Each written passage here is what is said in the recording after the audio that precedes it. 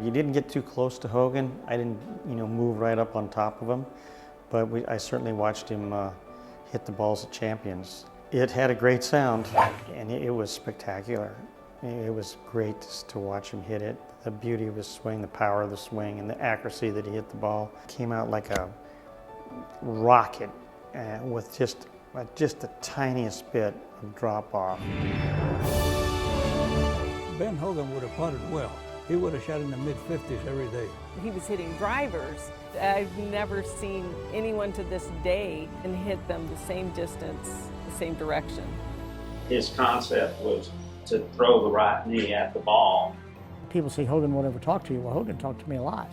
Hogan was the best striker from tee to green that ever lived, without a question. I'll tell you what he really was good at is dancing. I go back a long way with Hogan. Great admiration for him as a golfer and to me as a person. Ben Hogan had a tremendous impact on everyone who watched him play the game. Please enjoy this episode of Mr. Hogan, starring Jim Mclean. I'm Gary Player, and you're watching MSE TV.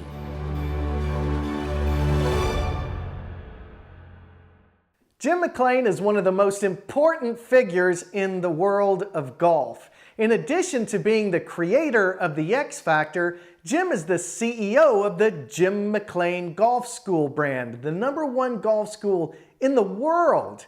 Jim's resume is almost too long to list. So I'd simply like to invite you to enjoy this episode of Mr. Hogan, starring Jim Mclean. After meeting Jim at the PGA show in Orlando, he invited me down to Miami to spend an entire day with him at his Jim Mclean Golf School World Headquarters at the Biltmore Resort in Coral Gables, Florida. Well, this is I call them the super stations. The Superstation, I've seen it in pictures and in video, but this is incredible to see the actual location. I'm tempted to say that this swing is as good as Ben Hogan's. Like, it's that outstanding. Watching Sam play was unbelievable, and again, all you have to do is talk to people that were from that era or after. Guys that played with Sam when he was in his late 60s, early 70s. It was still phenomenal. I heard a rumor that Hogan said that if he could have clubbed Sam, he would have won even more. Well, they had a big rivalry, that's for sure.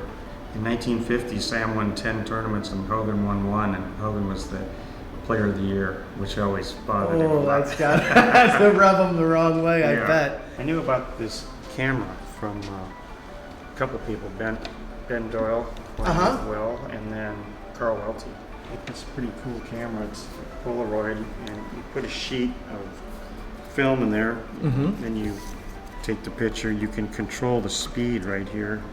Wow. So that's when I learned about the tempo more when I was teaching. So it was pretty different with a lot of amateurs who swung much slower than pros did. I have great respect for you as a golf instructor, largely because you've played the pro game. You've won pro events, and I think that really speaks to your dedication to your craft. There's a lot of teachers, they're not fine players, but you certainly are. Well, I love playing. I had a good junior career, and then got a 4-year scholarship at the University of Houston, which is the first one Coach Williams ever did. He won the 17 NCAA championships. We won 2 of the 4 years I was there, and we finished second in the other 2. My senior year, we had a great year that year, but Texas was really good with Kite and Crenshaw, and they beat us in the NCAA. We threw our trophies away. We were so all of us, 5 of us, threw the trophies in the garbage. Is that true? Kind of wish I had the trophy now, to tell you the truth. But yeah, we were so disappointed. I thought we were going to win that, but we didn't. Anyway, I played a lot of amateur golf all over the country. Played U.S. amateurs and played in a few U.S. Opens as an amateur. Yeah, I had a good career as an amateur golfer, and then turned pro. missed the tour school a couple times, and then Jackie Burke helped me go up to New York. But yeah, as far as the playing, I always continued to practice, and I played in a lot of the winter tour stuff, the Florida Winter Tour, I mean. And then there was Club Pro events, state opens, that kind of stuff. A senior open? I played in the U.S. Senior Open, yeah. So I played in the U.S. Junior, the U.S. Amateur a few times, the U.S. Open a few times, and the U.S. Senior Open. I qualified for all 4 of those. So that was kind of a fun thing. May I ask what those medals are up there? I see. Oh, yeah. Well, if you win the qualifyings, you get a medal, a USGA medal. So there was, back then we had the 2 qualifyings for the US Open. There was a local qualifying and a regional qualifying. So I won those a few times, and then the US Amateur qualifyings, and the US Junior qualifying, the US Senior qualifying. You've got 13 of them? Yeah. Yeah. That's what the kids call legitness today. Legitness. Yeah, and then, I got to play in the Masters. I was the first alternate to the United States World Cup team, which was 4 players, and then I'm sure I would have been on the Walker Cup team, but I turned professional. I played in the Masters. I made the cut, and if you played in the Walker Cup back then, you got to play in the Masters. But I turned pro. We didn't really have that much money. My parents had sent me to all these tournaments everywhere. So I turned pro, and I had a couple of great years. I lived with Litsky the first year we played. We lived together in California and Arizona, and played a lot of events. And then when I went to Westchester, that next qualifying, Litsky made it. I went up to New York. He made it, and then I got to see him play some great golf, and Bill Rogers as well, and Mahaffey, guys I lived with. And then Fuzzy Ziller was there. He won the U.S. Open and the Masters. Guys on our team, Bobby Watkins, and there were others too. They were really good tour players. Keith Fergus, bunch of guys that were on that team. So if you were to look back over your lifetime, who would you say has the best swing you've ever seen? Well, there's some great swings right now on the PGA Tour. I love watching Justin Thomas and McIlroy, and quite a few of the Alexander Schauffele. Love watching his swing. Then when, you and I have talked a lot about Hogan, and watching Hogan swing a club, I think has been one of the swings that's been copied the most, and trying to get that kind of freedom into the swing, that kind of power into the swing. Sam Snead, of course, people are going to talk about forever. That swing's always going to be good. If you brought Sam into this time frame, he would kill it. He'd be super long, and he hit it straight too. I mean, he'd be great. Did you have the opportunity to meet or watch Ben Hogan?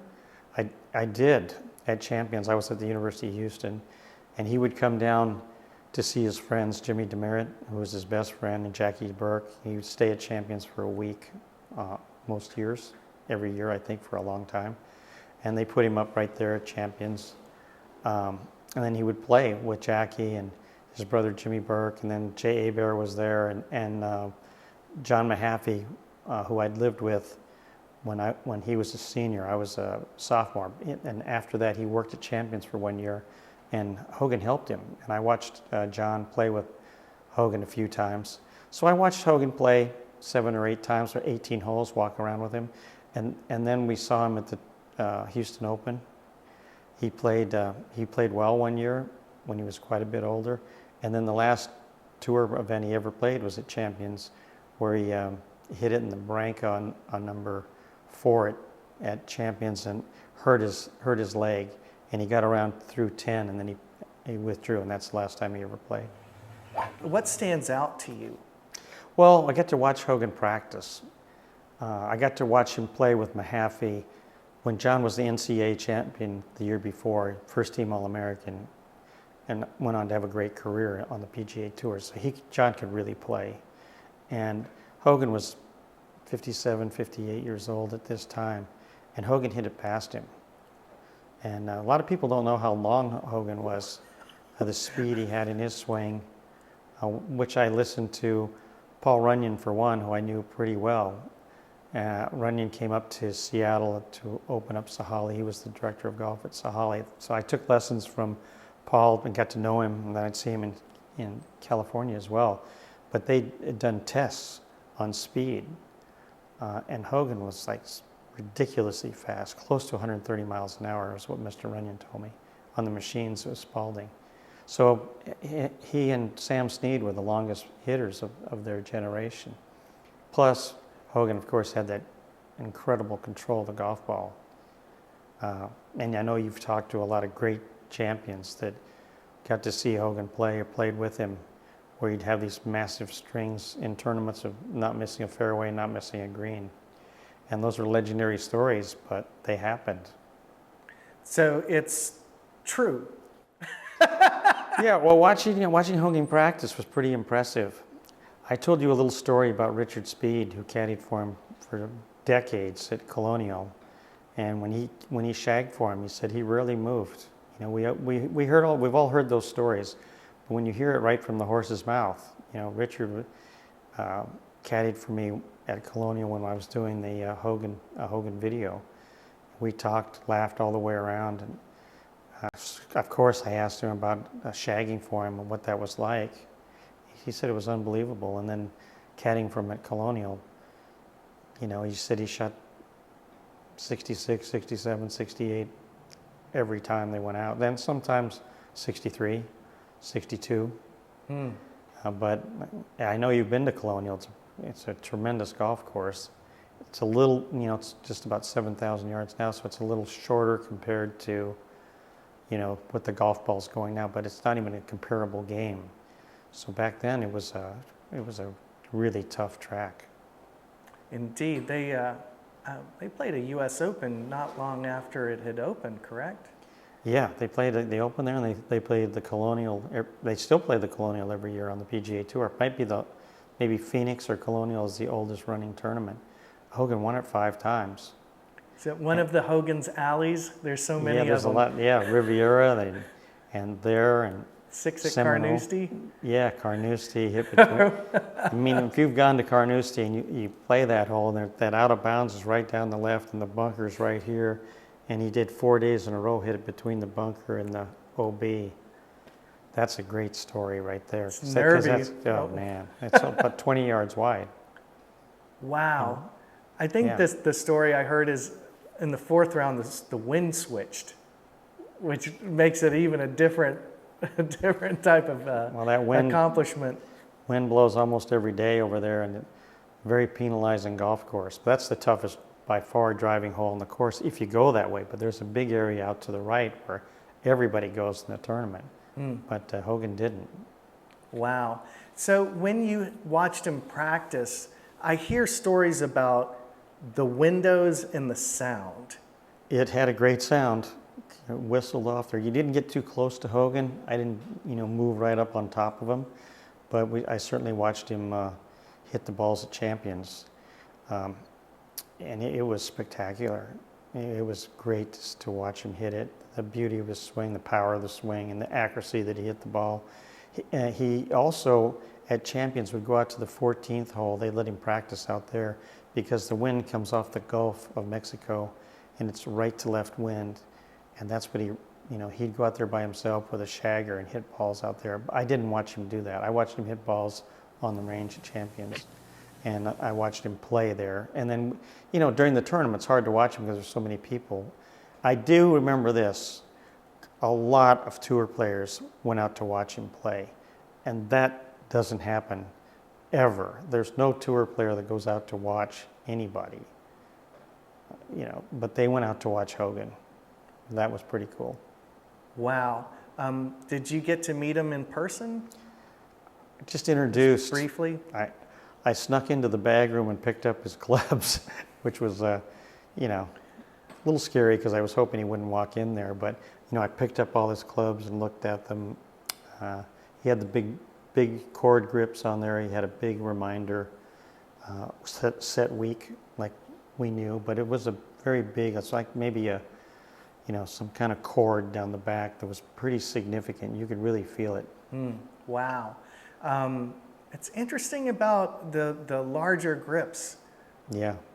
I guess more surface contact with your hands, more control. Well, the bigger the grip, the less hand action you have in it. Hogan definitely fought a hook in his early years. He hated that hook. So he eventually, and when he came back from the war, he made these 2 discoveries of moving his hand over, shortening his left thumb. So the shorter left thumb gives you a tighter backswing. He had a very long backswing. He always with his driver had a pass parallel position with the driver, and then it shortened with his irons. But he weakened his grip a little bit, and he felt like he cupped the club going back. Put a little bit of cup on his left wrist going back. It's not much though when you watch the videos to him, but he wanted to, he felt like he, turn that club face more open so he could completely release the club and have no fear of hooking it. And he actually did that. He was able to hit that ball where it came out like a rocket with just the tiniest bit of drop off. He didn't hit big slices. Jim Mclean is also one of the most prolific authors in the world of golf, and he took me into his office to discuss some of his favorite books. We got these are Hogan stuff for you. Should we take those out? Oh, whatever you. That's incredible. I've never seen these older versions. I did see that one. Well, Marty Leonard showed me the personal autographed copy of. I've got an autographed copy. Yeah. How many books have you written? 13 golf books. So they, you just develop a lot of information. I'm a lot like you, as I said, a lot of interest, and I took a lot of notes. And that's really how I wrote the 8-step swing, was through the 80s. I was just taking a lot of notes. I had a tremendous amount of notes that one of my teachers helped me compile, and then my first writer, and then we got it down to a manageable book. Right. And does this form the basis of all your golf schools? Yeah. Wow. Yes, Wow. That was the original 8-step swing book right there. I've had a few revisions. This book got a lot of notoriety, The X Factor, which was a book just on what the body does. Then we would just study what all the players did, through the top 100 players each year of what's happening in the swing, how much lateral movement, center of mass, upper center, head movement. You've been ahead of the teaching curve. You've set the curve the whole way. Well, I think a lot of things that I've done have been eventually copied because of the work we did early on with video and the access I had to the PGA Tour. So it was easy for me to get to the courses. I was trained by Carl Welty, who is the greatest researcher ever in your neighborhood from La Costa. And I was just lucky. He was, we met each other in Seattle. He'd come and he had one of these cameras that he used, and he had an 8mm film, a regular camera that it took 2 weeks to get the film back. But he filmed me when I was a young guy. Wow. Up in the Northwest. And then we just had built that friendship, and it stayed that way forever. I'm so happy that you did become friends with him. It's shaped the game that we love. I mean, we're all beneficiaries of it, and I appreciate it tremendously. So, would you be willing to take a look at my old swing? Sure, of course. Okay, guys, this is the luckiest day of my life. I finally get to meet one of my idols and get his opinion about my own swing evolution.